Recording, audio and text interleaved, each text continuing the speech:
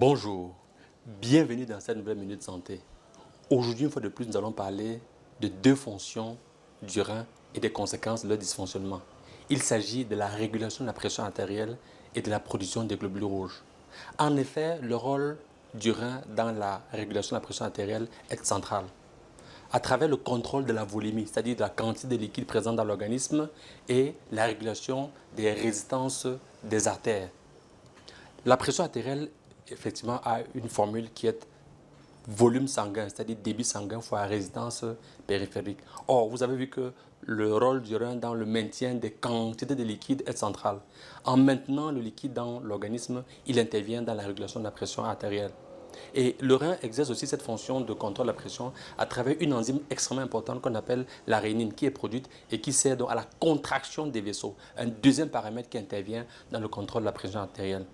À côté de cela, vous avez effectivement la production de globules rouges à travers une hormone qu'on appelle l'érythropoïétine. Pour ceux qui sont adeptes des sports de haut niveau, notamment du cyclisme, ils sont effectivement au courant de nombreux scandales, notamment le scandale à l'EPO, la fameuse expression EPO. En réalité, c'est le rein qui est chargé de la production de l'érythropoïétine à 90%. Seul 10% est de la responsabilité du foie. Et le rein produit cette hormone lorsqu'il se situe dans une situation de hypoxie, quand il n'y a pas assez d'oxygène dans le sang, quand le sang ne lui arrive pas assez, ou bien quand on est en altitude. En altitude, le rein produit effectivement cette hormone en quantité.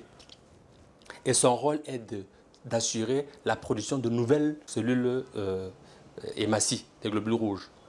Et c'est pourquoi, par exemple, le rein peut être un élément participant à l'endurance pour ceux qui ont tendance à penser que la ceinture rénale permet d'être fort. Et donc, une incapacité du rein à fonctionner va entraîner une mauvaise régulation de la pression artérielle, donc une hypertension et une anémie. Bien informé, vous développez des réflexes santé de qualité parce que votre santé est votre premier capital.